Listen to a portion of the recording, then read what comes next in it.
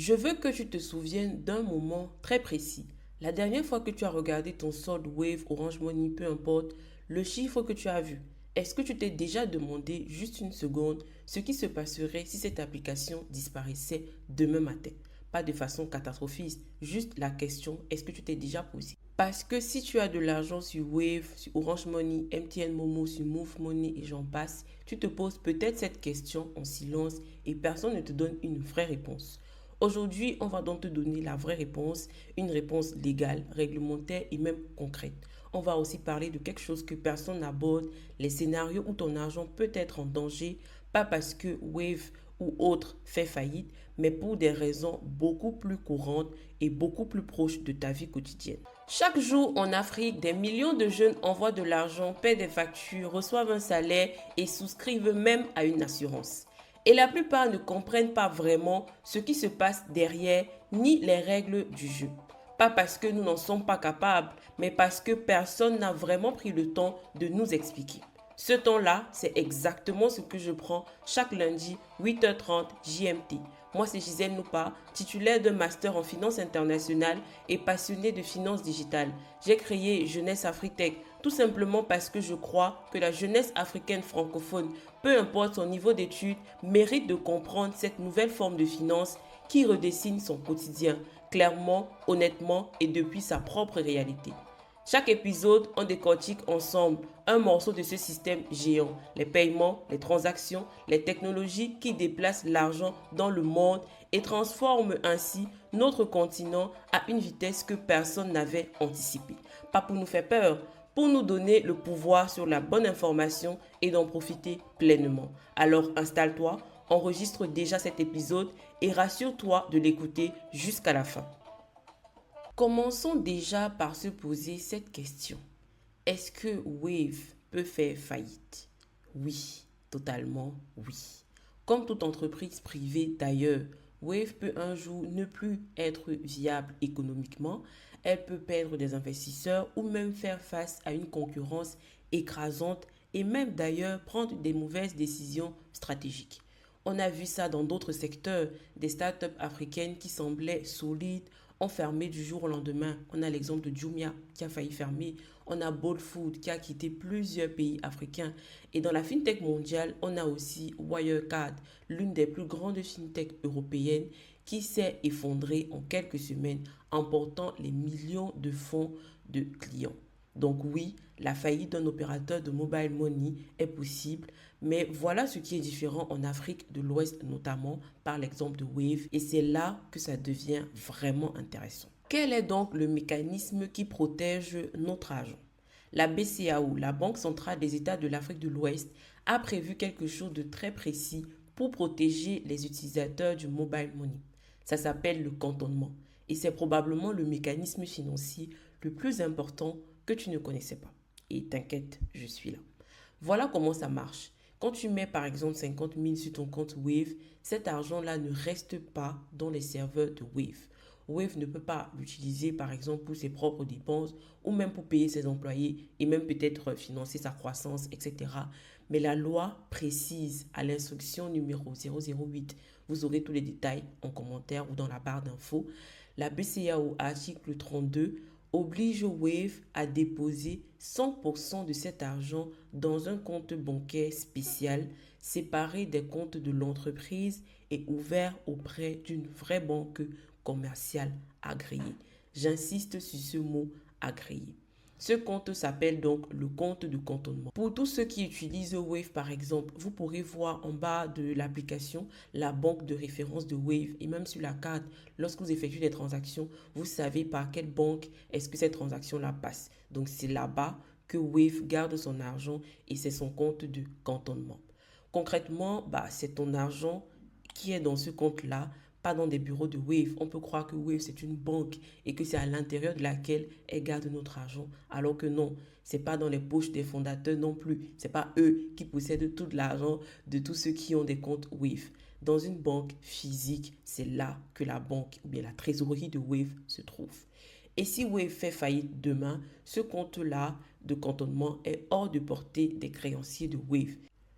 Cette somme-là ne peut que servir à rembourser les utilisateurs comme toi et moi, tes parents, ta famille, etc. Imagine aussi que tu confies par exemple tes habits à un pressing. Le pressing les reçoit, nettoie, range même, repasse, mais légalement, tes habits t'appartiennent toujours. Si le pressing fait faillite, ferme, etc., le liquidateur ne peut pas vendre tes habits pour rembourser les dettes du pressing.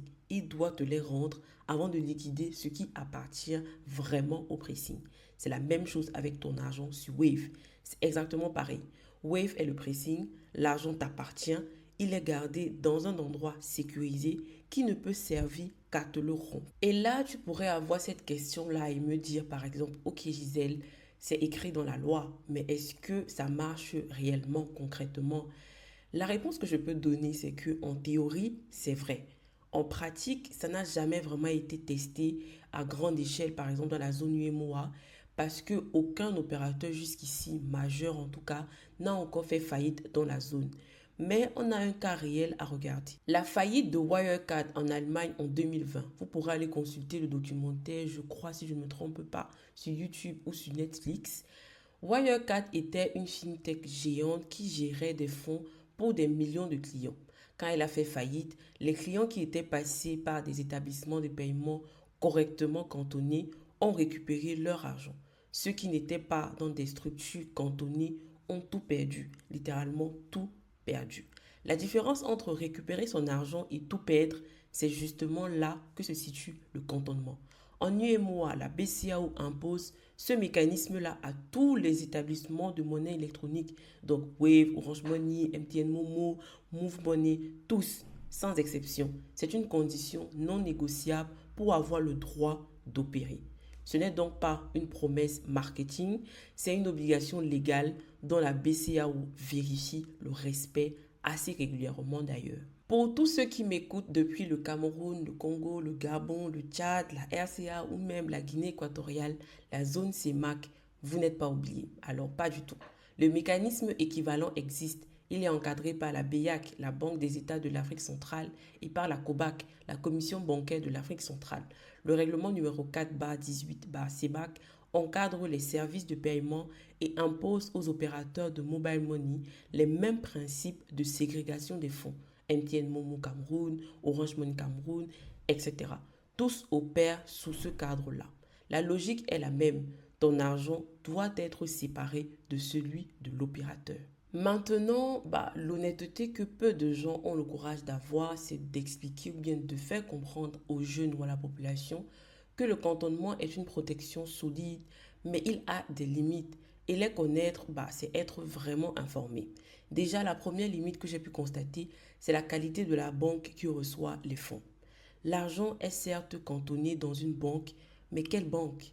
La BCAO impose que ce soit une banque agréée dans la zone UMOA, mais elle ne précise pas que ce doit être la banque la plus solide du marché. Elle ne fait pas donc de préférence. C'est à toi de choisir en tant qu'opérateur quelle est la banque pour laquelle tu fais confiance.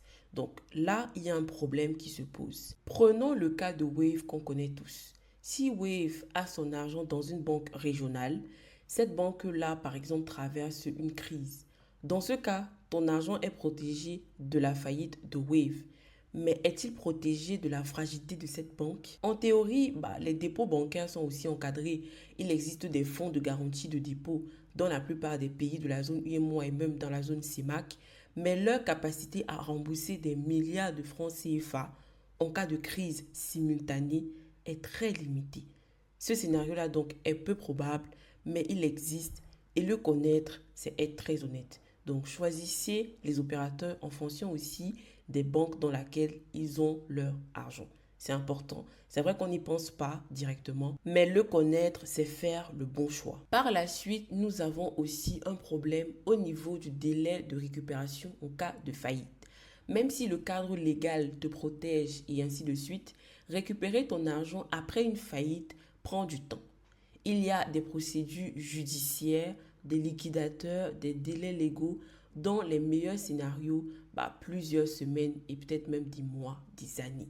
Si tu as 500 000 francs par exemple sur Wave et que Wave ferme demain, tu ne vas pas recevoir ton virement le lendemain. Non, tu vas devoir attendre. Est-ce que tu sais combien de temps attendre? Non. La procédure de remboursement doit être organisée avant que chacun puisse récupérer son argent. C'est donc une raison de plus de ne pas mettre toutes ses économies sur un seul portefeuille mobile. C'est un conseil pour nous tous les jeunes. Pas parce que l'argent serait perdu, mais parce que tu pourrais ne pas y avoir accès pendant un moment et tu passes à côté de nombreuses opportunités, de nombreux problèmes que tu pouvais résoudre avec cet argent, etc. Faisons vraiment attention. Maintenant, parlons du vrai risque que personne ne nomme, qui n'est pas la faillite, mais la fraude. Aujourd'hui, la fraude, c'est un point important à prendre en compte lorsque tu fais des choix financiers. Et là, je veux t'arrêter sur quelque chose d'assez important. La vraie menace sur ton argent en 2026, ce n'est pas la faillite. En tout cas, au premier rang, si on pense à problème. Imagine que Wave soit financé par des investisseurs mondiaux. Ça a levé plus de 200 millions de dollars. On sait, elle a des millions d'utilisateurs et des revenus réels. Mais la vraie menace a plusieurs visages. Le visage numéro 1, c'est déjà la SIM swap. C'est une technique où un escroc convainc ton opérateur téléphonique de transférer ton numéro de téléphone sur une nouvelle SIM qu'il contrôle. Une fois qu'il a ta SIM, il a accès à tous tes comptes liés à ce numéro, que ce soit Wave, Orange Money, mais aussi tes SMS de vérification bancaire. Vous savez tous que lorsque tu effectues une transaction, tu reçois parfois des messages que oui, tel montant était effectivement transféré, voilà, telle somme qui vous manque, etc. Ce sont des informations assez sensibles. Mais comment cela arrive? Parfois via un complice chez l'opérateur, ça on peut le dire. Parfois aussi via une fausse déclaration de perte. En quelques heures, ton compte peut être vidé avant que tu réalises ce qui s'est passé. Et ça commence à arriver de manière redondante. On peut le voir même au travers des posts sur LinkedIn, des personnes qui se plaignent de ce phénomène-là. Et aujourd'hui, on ne peut pas ne pas prendre en compte cela. Le visage numéro 2, c'est le phishing vocal. Tu reçois un appel, la voix te dit qu'elle est du service client Wave par exemple.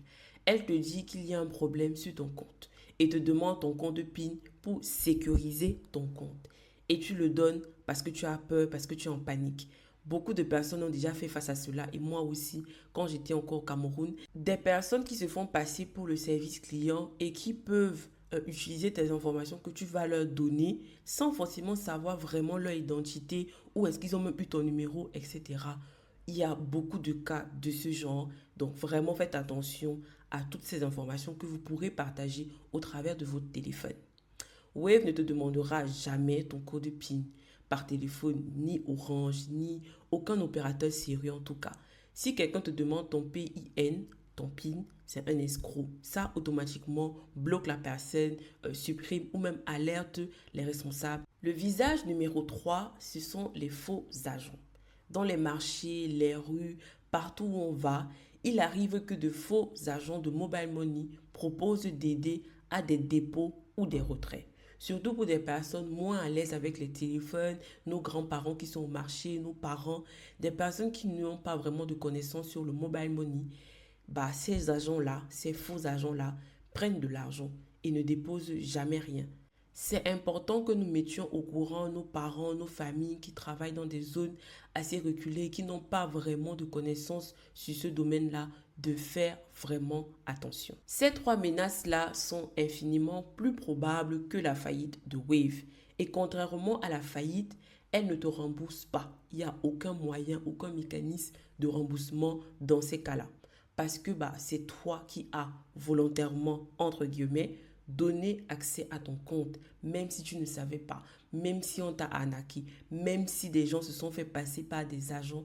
Il faut faire attention à toutes les informations que l'on passe au travers du téléphone parce que cela est considéré comme notre propre volonté. Ok, on a fait quasiment le tour. Résumons donc maintenant ce que tu dois retenir. La première réalité, c'est déjà de savoir que ton argent sur Wave est légalement protégé par le mécanisme de cantonnement. La BCAO l'impose, la BEAC l'impose. Ce n'est pas une promesse, c'est une obligation légale contrôlée. La deuxième réalité, c'est la protection qui a des limites pratiques. Si Wave ferme, tu récupères ton argent, mais pas forcément demain ni après-demain, mais il faut prévoir le temps d'attente qui peut aller des semaines, voire des mois. La troisième réalité, c'est la faillite de Wave qui n'est pas vraiment ta vraie menace à toi, mais la fraude aujourd'hui. Alors, qu'est-ce que tu fais avec tout ça? La règle numéro 1 que je peux te partager, c'est de ne pas tout mettre au même endroit. Si tu as des économies, des épargnes, peu importe, ne les laisse pas toutes sur ton portefeuille mobile. Un portefeuille mobile, c'est fait pour des transactions du quotidien, pas pour stocker 3, 4, 6 mois de salaire. Répartis ton argent un peu sur le portefeuille pour les dépenses du quotidien, le reste dans un compte d'épargne, une tontine organisée ou même un produit financier plus adapté. La règle numéro 2, c'est de protéger ton accès. Un code PIN robuste, respecter les règles pour définir un code PIN, c'est important. Personne ne doit le connaître sauf toi. Jamais partager à peu importe qui te demande, même avec un agent ou un service client qui t'appelle. Et si tu perds ta SIM, appelle immédiatement ton opérateur pour bloquer l'ancienne parce que vraiment les cas sont déjà légion. Règle numéro 3, active toutes les protections disponibles. Wave a une option pour lier ton compte à une pièce d'identité et activer la vérification en 2 étapes. Fais-le. Si ton opérateur propose une alerte de SMS pour chaque transaction, active-la. Au moins tu es au courant. Si quelqu'un usurpe ton identité ou même est en train de transférer des fonds, tu seras au courant à la minute. Ces 5 minutes-là, ces quelques minutes peuvent te sauver des mois de galère. Pour aller encore plus loin et savoir pour moi qu'est-ce que tu dois mettre et où tu dois mettre et même les erreurs à ne pas faire, je t'invite à t'abonner sur la page Instagram, TikTok et même YouTube où je partage régulièrement des vidéos pour toi aussi pouvoir maîtriser la finance digitale en Afrique. Avant de terminer cet épisode, voici une action concrète que je te demande de faire. Elle prend 5 à 7 minutes. Ouvre ton application Wave, Orange Money, peu importe, selon ce que tu utilises. L'étape 1 serait de regarder ton solde actuel. Demande-toi honnêtement, est-ce que ce montant représente mes dépenses du mois? Ou est-ce que j'ai mis là des économies que je n'aurais pas dû? L'étape 2, va dans des paramètres de sécurité. Vérifie que tu as activé la vérification en 2 étapes si elle est disponible. Vérifie que ton code PIN n'est pas ton année de naissance ou même les 4 premiers chiffres de ton numéro de téléphone. On le fait souvent, mais faites attention. L'étape 3, note mentalement ou sur papier que ton code PIN ne sera jamais, au grand jamais, demandé par un vrai agent ou par le service client. Alors vraiment jamais. Bannissez ça de votre tête et retenez ça bien. C'est tout. Ça ne prend que quelques minutes et ça peut changer beaucoup de choses. On arrive à la fin de cet épisode, mais ce que tu emportes avec toi, ça commence maintenant. Parce que comprendre comment fonctionne le système financier autour de toi, c'est pas juste de la culture générale, c'est du pouvoir concret, le pouvoir de poser les bonnes questions, de ne plus signer sans comprendre, de ne plus perdre ce que tu as construit par manque d'informations. Et ce pouvoir-là, il se partage. Si cet épisode t'a appris quelque chose, envoie-le à une personne, ton ami, ta sœur, ton collègue, ton camarade, quelqu'un pour qui cette information pourrait changer quelque chose de réel dans sa vie. C'est comme ça que Jeunesse Afritech grandit. Je suis Gisèle Noupa. Chaque lundi, 8h30 GMT, on se retrouve ici. Disponible sur YouTube, Spotify, Apple Podcast, Podbean, Podcast Addict et j'en passe. Si tu veux continuer la conversation, je suis sur Instagram, TikTok et LinkedIn sous Jeunesse Afritech. Prends soin de toi et à lundi prochain. Bisous.